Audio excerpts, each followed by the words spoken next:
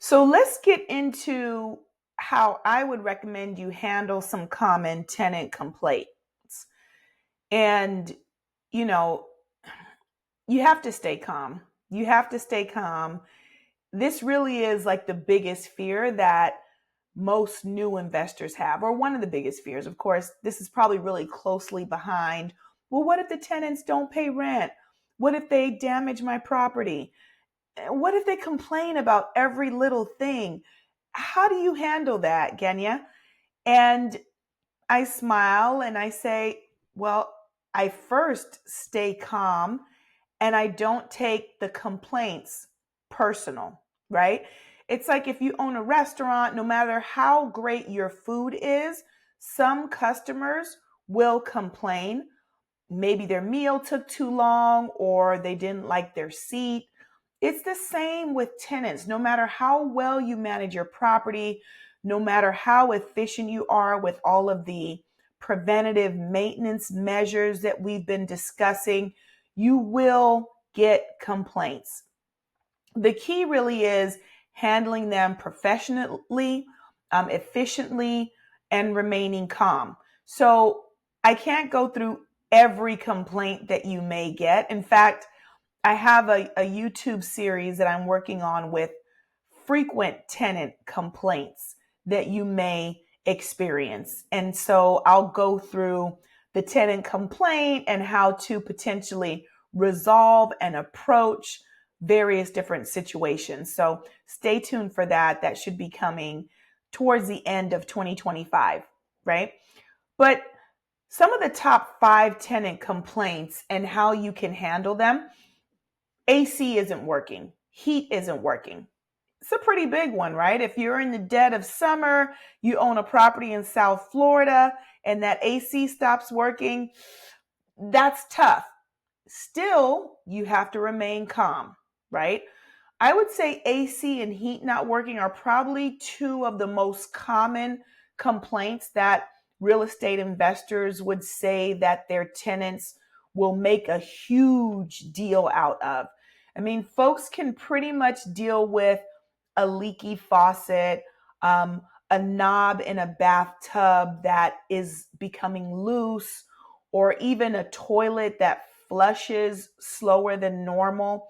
Those are all issues that tenants can deal with for some time before they're actually resolved. Not that you want them to have to deal with those issues, but just on the scale of magnitude, an AC not working, the heat not working is a major issue. So if it's extreme weather, you do have to act quickly, right? And in some states, it's actually illegal to leave tenants without heat in the winter or without AC in the summer for a prolonged period of time. So that goes back to understanding the landlord and tenant laws and rules that govern the area that you're investing in. It's important to understand those. You should have a trusted HVAC technician that you can contact when you receive a phone call of this nature. If you have a property manager, they will have a trusted HVAC technician that they can reach out to you, and they may not even contact you to let you know that there's an issue. They may just get the issue resolved, maybe with reserve funds that you have with them, or if you've asked that they reach out to you for any issues, then they may do that and then get your approval for the work to be done. But having that trusted technician available will put you in a position where you can stay calm. You can reassure the tenant that you're going to be working on getting the issue resolved, and you can get someone on board to do that. A pest problem. So from time to time throughout my tenure investing, I've had tenants who will share with me that they have a pest problem. Maybe they have roaches, right? I invest in some condos and some townhomes. And when you have a lot of people living together in the same space, sometimes you run into issues where someone living in one condo or one townhome may have a roach problem, right? A pest problem. And that problem may become your tenant's problem. So you really do have to first determine who is responsible. If it's an issue that started before the tenant moved in, you definitely have to handle it. If it's an issue that a prior tenant reported to you, then it may be an issue in the building in which you own your condo. Again, this is for like multifamily properties. Then you'll likely want to take care of that issue. If it's a tenant behavior issue, though, they leave food out that causes the problem. If during your walkthroughs you've kind of noticed that they don't keep a clean home overall, you can certainly make them aware of that. You can certainly share with them that not having a clean home, leaving food out on counters puts you in a position where you could open yourself up to these pests. You can cite them for things like that and ask that they change their behavior so that they don't end up with a pest issue. Regular pest control really is a must. I mean, it's not you living in the home, right? You may be a clean person that doesn't have pest issues at all. Your tenants may not live that way. So scheduling quarterly treatments to avoid infestations is what I would recommend. Again, not trying to pull too much from your cash flow, right? You could even look at this as your reserves for repairs, that you're actually just setting aside some funds. Shouldn't be more than $100 for someone to go in and spray and just ensure that we're keeping those pests at bay. That phone call that says a toilet or a sink is clogged, provide a tenant with a responsibility checklist in your lease, right? So basic clogs, your tenant should handle those. Major plumbing issues, of course, as a landlord, you'll handle those, right? But if you start to get repeated complaints about the same issue, a couple things may be the case. One, you may have to check the plumbing system to ensure that it's healthy. And again, that should be something that you're at least doing on an annual basis. You may have to snake the line, and we talked about that being a preventative maintenance measure to be done on an annual basis. But you want to get to the root of the issue if it's a problem that is reoccurring. Okay, and then of course in the lease, you have to note that baby wipes shouldn't be thrown down the toilet. Paper towels shouldn't be thrown down the toilet. So if you snake the line and you find that this type of debris is being thrown down the toilet, you'll want to let the tenant know that you're not going to be responsible for snaking a line and clearing clogged lines if they're at fault for causing that clog. Okay?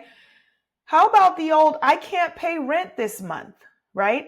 It's not really a maintenance issue, but it's something you may hear from time to time. I've shared with you that sometimes I've been lenient on this, not allowing them to miss an entire month. But if it's a tenant that has paid on time every month, they've been with me for a few years, they're not a tenant that complains very often, I try to give them some grace. To me, giving them a little grace, the 1 month out of the year that they may need it, is better than going through an eviction process, having to go in and update the home, screening a new tenant, the works. We know what the process is to get a new tenant in place, right? We've talked about that. So I would say if you can be a little lenient and extend the grace period by maybe 5 days, 10 days for them, that's ideal. But what I would always say is let your tenants know that if there's going to be a time where they're going to be late on their rent, they have to let you know before the first of that month, right? Because they know their financial situation. They're not in a position where they don't know that they're not going to be able to pay rent by the third, if that's what your lease states, right? They're aware. So ask that they communicate that with you as soon as possible so you can make concessions on your end. Okay? In addition to that, something I like to do, I'm a seasoned investor, right? So I may be a little bit more comfortable doing this than you will be, but I like to give my tenants an incentive for paying their rent on time every month throughout the year. So I let my tenants know, and a lot of times I'll do this as an addendum to the lease, that if they pay their rent by the 3rd every month for 11 months, then in December, I give them a percentage off their rent. Sometimes that might be $100, that might be $150, but something that's enough to incentivize them to make sure they pay their rent on time every month. And it has done wonders for me. I went from sometimes having to call a few tenants every month to say, hey, haven't gotten your rent yet, to never having to call any of my tenants, that the money is just deposited on time every month like it should be. So you might want to think about implementing programs like that. I find that, it really does help to alleviate having to chase tenants for rent. Alrighty, so I hope that helps. Remain calm. Don't escalate the situation. Don't finger point or blame a tenant for an issue they may be experiencing. Make sure that they know the hours in which they should report issues to you, the vehicle or mode in which you'd like them to report issues. So if you don't want text messages, you don't want phone calls, that's okay. Give them an email address. Doesn't have to be your personal address, but give them a means by which they can reach out to you to share any issues, and then give them a service level agreement. So if it's an issue that is not absolutely urgent, like an HVAC issue, then you may have a 72-hour turnaround time. You may have a 48-hour turnaround time, right? But set the level of expectation. Try to stick to that level of expectation. Let your tenants know that you may go through and get more than one bid, more than one estimate for repairs before taking action. But as long as they know what to expect, and that is specifically stated in the lease agreement, then the less chance there is for you to butt heads with your tenant when they do report an issue. And the easier it will be to maintain your sanity when tenants do report any concerns or issues that they have.